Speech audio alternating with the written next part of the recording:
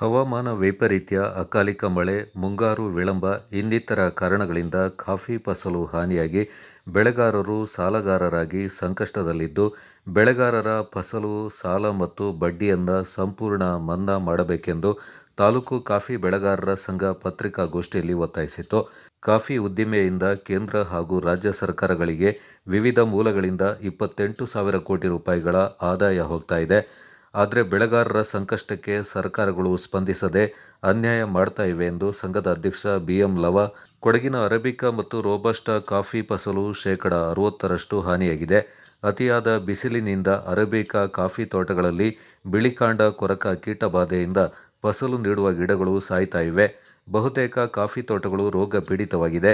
ಉತ್ಪಾದನಾ ವೆಚ್ಚ ಹೆಚ್ಚಳದಿಂದ ಬೆಳೆಗಾರರಿಗೆ ಕಾಫಿ ತೋಟ ನಿರ್ವಹಣೆ ಸಾಧ್ಯವಾಗದೆ ಪಾಳು ಬಿಡಲಾಗ್ತಾ ಇದೆ ಎಂದು ಬೇಸರ ವ್ಯಕ್ತಪಡಿಸಿದರು. ಹವಾಮಾನ ವೈಪರೀತ್ಯದಿಂದಾಗಿ ಬಹಳಷ್ಟು ತೊಂದರೆಯಾಗಿದೆ. ಕಾಫಿ ಈಗಾಗಲೇ ಬಹಳ ಹಾನಿಯಾಗಿದೆ. ಮುಂಗಾರು ಮಳೆ ತಡ ಆಗಿದ್ದರಿಂದ ಮತ್ತು ಏಪ್ರಿಲ್ ಮೇ ತಿಂಗಳಲ್ಲಿ ವಿಪರೀತ ಬಿಸಿಲು ಹೆಚ್ಚಾಗಿ ಅರೇಬಿಕಾ ಕಾಫಿ ತೋಟಗಳಲ್ಲಿ ಗಿಡಗಳೇ ಬೋರರ್ ಅವಳಿಯಿಂದ ಹೆಚ್ಚಾಗಿ ಸಂಪೂರ್ಣ ನಾಶ ಆಗಿದೆ. ನಮ್ಮ ಒಂದು ಅನಿಸಿಕೆ ಪ್ರಕಾರ ಶೇಕಡ 50ರಿಂದ 60ರಷ್ಟು ಗಿಡಗಳು ಬರಿದಾಗುತ್ತವೆ.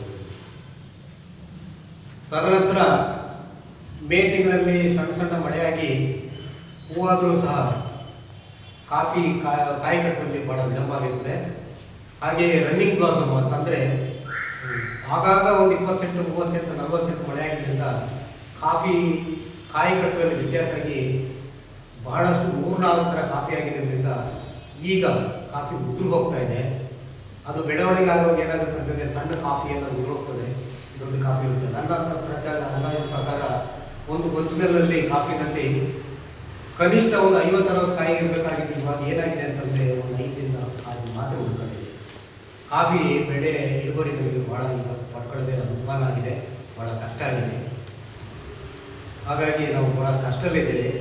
ಸೇರಿಸೋದಂದರೆ ಕಾಫಿ ಬೆಳೆಗಾರರಿಗೆ ಅತಿವೃಷ್ಟಿ ಮತ್ತು ಅನಾವೃಷ್ಟಿಗೆ ವಿಮೆ ಇರೋದಿಲ್ಲ, ವಿಮೆಯನ್ನು ಸೇರಿಸಿರೋದಿಲ್ಲ. ಇದರಿಂದ ಬೆಳೆಗಾರರಿಗೆ ತುಂಬ ತೊಂದರೆ ಆಗ್ತಾ ಉಂಟು. ನಮಗೆ ಬೇಸಿಗೆ ಕಾಲದಲ್ಲಿ ವಿಪರೀತ ಬಿಸಿಲಾಗಿ ಕಾಫಿ ಗಿಡನೇ ಕಳ್ಕೊಂಡ್ಬಿಡ್ತೀವಿ. ನಂತರ ಕೆಲವು ಕಡೆ ವಿಪರೀತ ಮಳೆಯಾಗಿ ಕಾಫಿ ಇರೋ ಫಸಲು ಉದುರಿ ಹೋಗ್ಬಿಡ್ತದೆ. ಆದರೆ ನಮಗೆ ಅತಿವೃಷ್ಟಿ ಮತ್ತು ಅನಾವೃಷ್ಟಿಗೆ ವಿಮೆಯನ್ನು ಕೇಂದ್ರ ಸರ್ಕಾರ ಒದಗಿಸಿಕೊಟ್ರೆ ಮಾತ್ರ ನಮ್ಮ ಮುಂದೆ ಕಾಫಿ ತೋಟವನ್ನು ಒಂದು ಬೆಳೆಯನ್ನು ಕಾಪಾಡಲು ಸಾಧ್ಯ ಅಂತ ನಾನು ಸರ್ಕಾರಕ್ಕೆ ಮನವಿಯನ್ನು ಈ ಸಮಯದಲ್ಲಿ ಸಲ್ಲಿಸ್ತಾ ಇದ್ದೀನಿ. ಅದರ ಜೊತೆಯಲ್ಲಿ ಕಾಫಿಗೆ ಪೂರಕವಾದಂಥ ಮೆಣಸು ಮತ್ತು ನಾವು ಅಲ್ಲಲ್ಲಿ ಏಲಕ್ಕಿ ಸಹ ಬೆಳೀತಾ ಇದ್ದೇವೆ. ಮೆಣಸು ಬೆಳೆ ಏನಾಗಿದೆ ಅಂತಂದರೆ ಕಳೆದ ವರ್ಷ ವಿಪರೀತ ಮಳೆಯಾಗಿ ಮಳೆ ಅಂದರೆ ಜಾಸ್ತಿ ಆಗಿರೋ ತೇವಾಂಶ ಜಾಸ್ತಿಯಾಗಿ ಮೆಣಸು ಬಳ್ಳಿಗಳೇ ನಾಶ ಆಗುತ್ತಿದೆ. ಅಲ್ಲಿ ಉಳಿದಂಥ ಮೆಣಸು ಬಳ್ಳಿಗೂ ಸಹ ಈ ಬೇಸಿಗೆನಲ್ಲಿ ಬಿರುಬಿಸಿಲಾಗಿ ಉಳಿದೋಗಿರ್ತದೆ. ಆ ಪೂರಕವಾದಂಥ ಮೆಣಸು ಸಹ ನಮಗೆ ನಾಶವಾಗಿದೆ. ಹಾಗೆ ಏಲಕ್ಕಿ ಸಂಪೂರ್ಣ ಏಲಕ್ಕಿ ಬೆಳೆಗಳು ಸಹ ತುಂಬ ಕಷ್ಟಲಿದ್ದಾರೆ. ಏಲಕ್ಕಿ ಬೆಳೆಯಲು ನಾಶ ಆಗಿದೆ. ಒಟ್ಟಲ್ಲಿ ಹೇಳ್ಬೇಕಂತಂದರೆ ಸೋಮವಾರಪೇಟೆ ತಾಲೂಕಿನಲ್ಲಿ ಕಾಫಿ ಕಮ್ಮಿ ಆಗಿದ್ದರಿಂದ ಗಿಡಗಳು ಏನಾಗಿದೆ ಅಂತಂದರೆ ಬೆಳವಣಿಗೆಯಲ್ಲಿ ಕುಂಠಿತಾಗಿದೆ, ಬೆಳವಣಿಗೆನೇ ಇಲ್ಲ ಕಾಫಿ ಗಿಡಗಳು.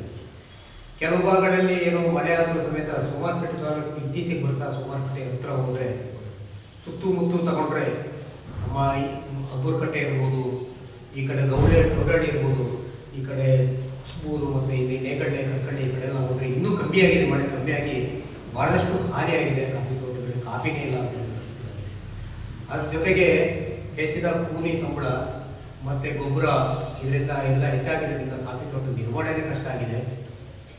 ಭಾಳ ನಾವು ಏನು ನಮ್ಮ ತೋಟದ ನಿರ್ವಹಣೆ ಮಾಡೋಕ್ಕೆ ಕಾಫಿ ಗೊಬ್ಬರ ಹಾಕ್ತೀವೋ ಅದು ಇದೊಂದು ಕಷ್ಟ. ಕೆಲಸ ಕಾರ್ಯಗಳಿಗೆ ಹಣವನ್ನು ಬಂಡವಾಳ ತೋರಿಸಿದ್ರೆ ಅದೇ ವಾಪಸ್ ಸಿಕ್ಕದಂಥ ಪರಿಸ್ಥಿತಿ ಆಗಿದೆ. ಹಾಗಾಗಿ ಭಾಳ ಕಷ್ಟದಿಂದ ನಾವು ಕಾಫಿ ಬೆಳೆಗಾರರ ಸಂಕಷ್ಟಕ್ಕೆ ಕೇಂದ್ರ ಸರ್ಕಾರ ಮತ್ತು ರಾಜ್ಯ ಸರ್ಕಾರ ನೆರವೇರಿ ಬರಬೇಕು ಅಂತೇಳಿ ಈ ಸರಿಯಾದ ಸೂಕ್ತವಾದಂಥ ಪರಿಹಾರ ಕೊಡಬೇಕು. ಮತ್ತು ಈ ವರ್ಷ ಪ್ರಸಕ್ತ ಸಾಲದಲ್ಲಿ ವಾಣಿಜ್ಯ ಬ್ಯಾಂಕ್ ಇರ್ಬೋದು, ಸಹಕಾರ ಸಂಘಗಳಿರ್ಬೋದು, ಏನು ಸಾಲಗಳನ್ನು ಮಾಡಿದ್ದೀವಿ ಫಸಲು ಸಾಲ ಸಂಪೂರ್ಣವಾಗಿ ಅಸಲು ಸಮೇತ ಬಡ್ಡಿ ಸಮೇತ ಮನ್ನಾ ಮಾಡಬೇಕು ಅಂತೇಳಿ ಸರ್ಕಾರವನ್ನು ಒತ್ತಾಯ. ಶಾಸಕರು, ರಾಜ್ಯ ಸರ್ಕಾರದ ಶಾಸಕರು, ಮಡಿಕೇರಿ ಶಾಸಕರು ಮತ್ತು MP ಅವರಾದಂಥ ಯದುವೀರವರಿಗೂ ಸಹ ನಾವು ಮನವಿಯನ್ನು ಸಲ್ಲಿಸಲಿದ್ದೇವೆ.